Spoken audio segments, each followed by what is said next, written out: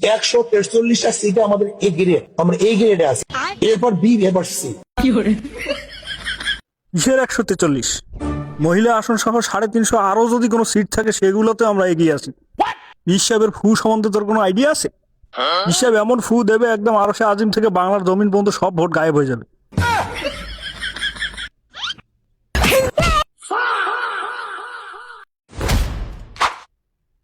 আরে পিসাব যে, আসসালামু আলাইকুম। হুজুর, আপনি 143 সিট নিয়ে এ গ্রেডে ছিলেন, তা আপনার এই অবস্থা কেন? আমি নির্বাচনের আগে মানুষের যে উদ্দীপনা দেখেছি, अच्छा তো আমি নির্বাচনের রেজাল্টে তা পাচ্ছি না। কেন যে পাচ্ছি না? ठीक है। তা একটু ফু দিয়ে দিতেন। কিরে বলস নাই ফু দিতে? ফুয়ের কথা আর কি কব?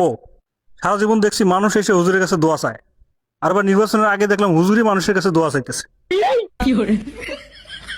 হ্যাঁ, আর কি ফু দিব? गजब बेइज्जती।